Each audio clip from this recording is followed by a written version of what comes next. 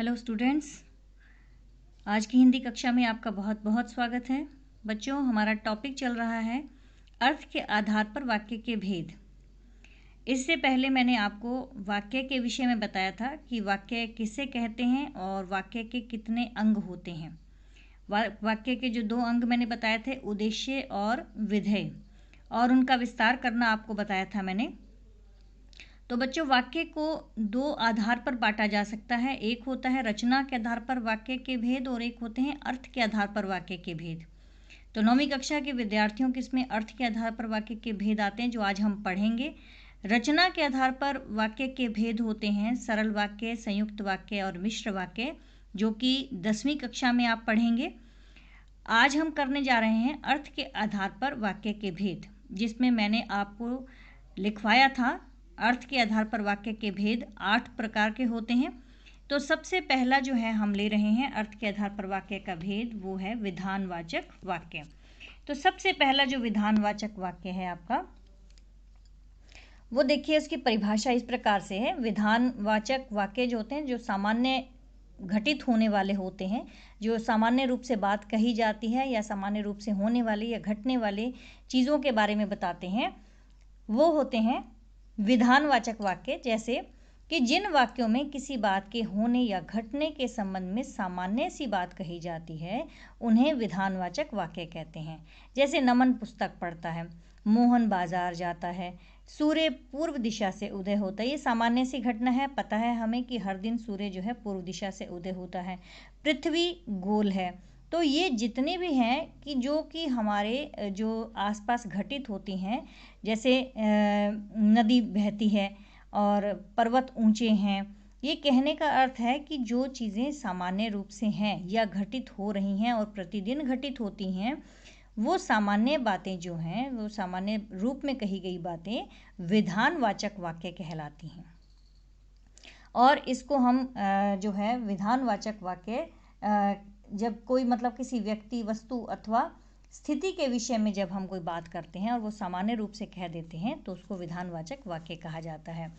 दूसरा होता है निषेधवाचक वाक्य। निषेध का अर्थ होता है बच्चों न, नहीं, मत, यानी कि नकारात्मक बातों के लिए हम नकारात्मक वाक्यों में हम इसका प्रयोग करते हैं। निषेधवाचक वाक्य में न का, नहीं का, कि ऐसे वाक्य जिनमें किसी बात या कार्य के न होने या न करने का भाव प्रकट हो, उसे हम निषेधवाचक वाक्य कहते हैं। अब ऊपर था कि नमन पुस्तक पढ़ता है, और इसी का ही हम निषेधवाचक बना दें कि नमन पुस्तक नहीं पढ़ता है, तो यहाँ पर वो क्या बन जाएगा? निषेध बन जाएगा। नहीं आ गया। बाहर खेलने मत जाओ। अब नहीं और मत, ये दोनों के दोनों क्या है? निषेधवाचक हैं, यानी कि निषेध नकारात्मक वाक्य जो हैं कहे जाते हैं। तो इसलिए ये कौन से वाक्य होंगे?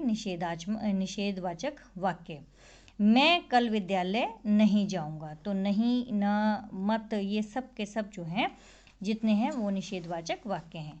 तीसरा है प्रश्नवाचक वाक्य। प्रश्नवाचक वाक्य में बच्चों जिन वाक्यों में कोई बात पूछी जाती है या जिन वाक्यों से प्रश्न पूछने का बोध होता है, उन्हें हम क्या कहते हैं? प्रश्नवाचक वाक्य।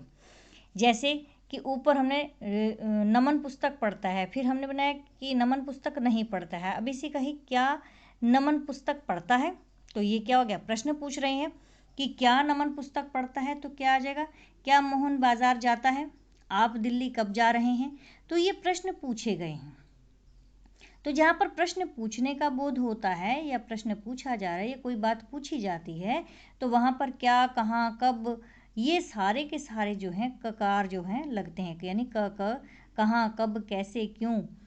ठीक है, तो ये सब जो हैं वाक्य किस में आते हैं? प्रश्नवाचक वाक्य के अंदर आते हैं। तो कहाँ, क्यों, क्या, कब, ये सब के सब प्रश्न लगाकर हम प्रश्नवाचक वाक्य बनाते हैं। उसके पश्चात अगला आता है हमारा प्रश्नवाचक वाक्य के बाद संदेहवाचक वाक्य। संदेह का अर्थ क्या होता है? शक, यानी कि जब हमें किसी काम के होने में संदेह हो या फिर संभावना प्रकट की गई हो, यानी कि ऐसे वाक्य जिनमें संदेह या संभावना हो, प्रकट हो, उन्हें हम संदेहवाचक वाक्य कहते हैं। जैसे शायद लगाकर हम करते हैं कि शायद नमन पुस्तक पढ़ेगा। अब यहाँ पर शायद लग गया कि शायद नमन पुस्तक पढ़ेगा। शायद मैं कल दिल्ली जाऊंगा। संभवतः मोहन बाजार जाए। यहाँ संभवतः का अर्थ होता है संभावना है, कि संभावना है मोहन बाजार जाए। तो इसमें संभावना प्रकट करने वाला या फिर संदेह प्रकट करने वाले में शायद और संभवतः ये दो शब्द लग जाते हैं। तो शायद मैं कल दिल्ली जाऊंगा, शायद नमन पड़ेगा, शायद मोहन बाजार जाए या संभवतः मोहन बाजार जाए, ये संदेह प्रकट या संभावना को प्रकट करने वाले वाक्य हैं, जिससे कि हमें ये पता चलता है कि ये संदेहवाचक वाक्य हैं। उसके पश्चात पांचवा है संकेतवाचक वाक्य। संकेतवाचक का मतलब कि ऐसे वाक्य जिनमें एक क्रिया का होना दूसरी क्रिया पर निर्भर करता है, यानी एक क्रिया होगी तभी दूसरी क्रिया जो है उस पर आश्रित होती है। जैसे यदि परिश्रम करोगे तो सफल हो जाओगे। अब अगर परिश्रम ही नहीं होगा तो सफलता कैसे मिलेगी? तो यहाँ पर ये यदि परिश्रम करोगे यानी कि इसकी सफलता का जो श्रेय है वो किसके है? उसके परिश्रम को। तो यदि और तो वाले जो शब्द होंगे वही हमें बताएंगे कि ये संकेतवाचक वाक्य है। यदि परिश्रम करोगे तो सफल हो जाओगे, यदि वर्षा होगी तो फसल भी अच्छी होगी, यदि तुम मेहनत कर लेते तो पास हो जाते। तो यदि तो वाले जहाँ शब्द होंगे वो संकेतवाचक वाक्य कहलाएंगे। उसके पश्चात अगला है आज्ञावाचक वाक्य। ऐसे वाक्य जिनमें कि आज्ञा दी जाए, आदेश हो, अनुरोध किया गया हो, प्रार्थना की गई हो या कोई निर्देश या अनुमति का भाव हो, उन्हें हम आज्ञावाचक वाक्य कहते हैं। जैसे मेरे लिए एक गिलास पानी लाओ, तो ये क्या है? आदेश दिया गया है, आज्ञा दी गई है। अब बैठकर पढ़ाई करो, इसमें भी क्या है? आज्ञा दी जा रही है। रमेश को बुलाओ, अब रमेश को बुलाने का एक अनुरोध भी किया गया है। तो यहाँ पर जो है ये वाक्य क्या कहलाएंगे? आज्ञावाचक वाक्य, जहाँ पर कोई प्रार्थना है, अनुरोध है, आज्ञा है, आदेश है या कोई निर्देश या अनुमति ही मांगी गई है कि क्या मैं अंदर आ जाऊँ, कृपया मैं अंदर आ जाऊँ, तो वहाँ पर अनुमति का बोध होता है, तो वहाँ पर आज्ञावाचक वाक्य कहलाते हैं। उसके पश्चात अगला है इच्छावाचक वाक्य। ऐसे वाक्य जिनमें कहने वाले की इच्छा, उसकी कामना, उसकी आशा या आशीर्वाद हो, उन्हें हम क्या कहते हैं? इच्छावाचक वाक्य कहते हैं। यानी कि किसी की भलाई के लिए हम कोई इच्छा कर रहे हैं, कोई कामना कर रहे हैं कि काश हमारे यहाँ से हमारी इच्छा है ये ईश्वर करे यहाँ से ये कोरोना की बीमारी दूर हो जाए, या ईश्वर तुम्हारा भला करे, इस वर्ष मैं अवश्य पास हो जाऊंगा। ये क्या है? कामना है, इच्छा है, आशा है। इस वर्ष मैं पास हो जाऊंगा, ये आशा है, उम्मीद है। चिरंजीव रहो, ये आशीर्वाद है, चिरंजीव रहने का आशीर्वाद दिया गया है।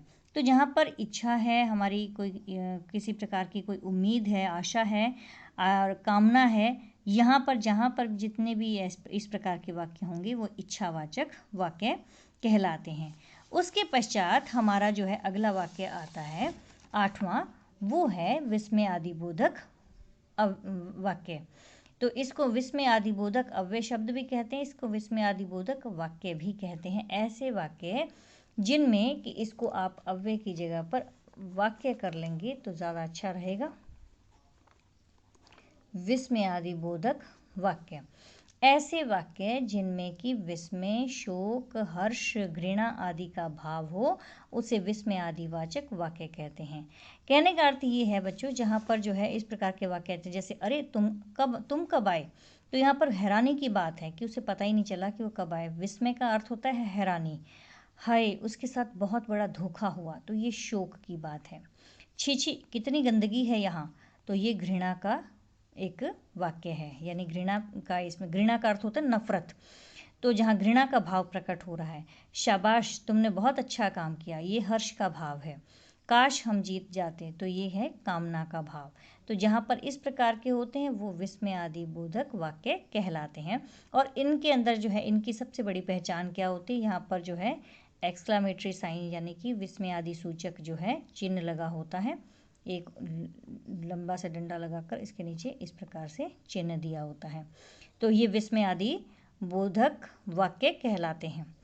ये बच्चे जितने भी हैं आपके 8 के 8 वाक्य, ये सभी वाक्य जो है आप अपनी अपनी नोटबुक में ज़रूर लिखिएगा। इसके साथ ही मैं कुछ एक एक्सरसाइज आप लोगों को दे रही हूँ और उम्मीद करती हूँ कि आप इसे अपने ज़रूर करने की कोशिश करेंगे। ये एक बुक है मेरे पास, इसमें जो है कुछ एक वाक्य तो ऐसे दे रखे हैं जिनमें कि आपको बदलना है, कि जैसे ये अर्थ के आधार पर वाक्य दिए गए हैं, इनको आपने इनमें जो ब्रैकेट में दिया गया है इनमें परिवर्तित करना है। जैसे धोनी विश्व का सफलतम कप्तान है, इसको प्रश्नार्थक जो है वाक्य में बदलना है, प्रश्नवाचक। सचिन को कौन हरा पाया, इसको निषेधवाचक वाक्य में बदलना है। और सहवाग सबसे आक्रामक बल्लेबाज है, इच्छावाचक में।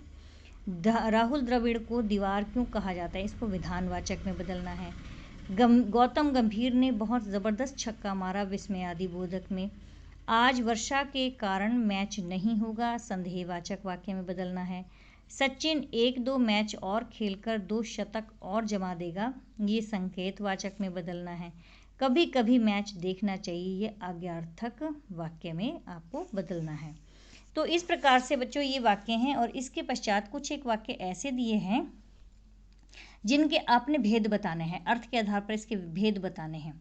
ये जो नीचे वाक्य दिए गए हैं, कितना सुहाना दृश्य है, उसने भोजन नहीं किया, क्या सुंदर स्थान है, यहाँ से चले जाओ, आहा कितना सुंदर फूल है, अब बैठकर पढ़ो, आहा यहाँ पर कल कौन आ रहा है, गाँव की हवा में आहा गाँव की हवा में बात ही कुछ और है। तो यहाँ पर जो है आपने ये बताना है कि ये कौन कौन से जो हैं वाक्य हैं, अर्थ के आधार पर इसने वाक्य के भेद बताने हैं। कुछ एक वाक्य और दे रही हूँ मैं आपको, जिनको कि आप अवश्य करिएगा। और ये भी वाक्य इस प्रकार से हैं, अगर वर्षा होगी तो सारे कपड़े भीग जाएंगे, और अब तुम जल्दी चले जाओ। ये सारे के सारे वाक्य जो हैं आप अपनी नोटबुक में प्रैक्टिस के लिए आपको दे रही हूँ, आप इसकी प्रैक्टिस ज़रूर करेंगे। और फिर उसके बाद कुछ एक वाक्य और भी नीचे दिए हैं जिनको निर्देशानुसार बदलना है। ये प्रश्नवाचक में बदलना है, उसने स्नान नहीं किया, तुम स्कूल नहीं जा सकते, ब्रैकेट में जो दिया हुआ है उसके अनुसार आपने बदलना है इसको। तो बदलना कहते हैं उसने स्नान नहीं किया, तो इसको प्रश्नवाचक में थोड़ा सा हिंट बता देती हूँ कैसे बदलेंगे। क्या उसने स्नान नहीं किया, तो ऐसे करके जो है आप उसका वाक्य बनाएंगे। तो आपको ये पता होना चाहिए कि आज्ञावाचक, निषेधवाचक, विधानवाचक, संकेतवाचक ये कौन से वाक्य होते हैं। तो आप आसानी से इन वाक्यों को कर पाएंगे। पहले आप इसको समझ लीजिए, अपनी नोटबुक में उतार लीजिए, और उसके पश्चात आप जो है इन वाक्यों का अभ्यास करेंगे। और इन वाक्यों को अभ्यास करने के बाद आपको पता चल जाएगा, आइडिया हो जाएगा थोड़ा सा कि किस तरह से जो है वाक्य आपसे पूछे जाएंगे। जो आपके एग्ज़ाम में आएंगे बच्चों, वो इस प्रकार से ही आएंगे।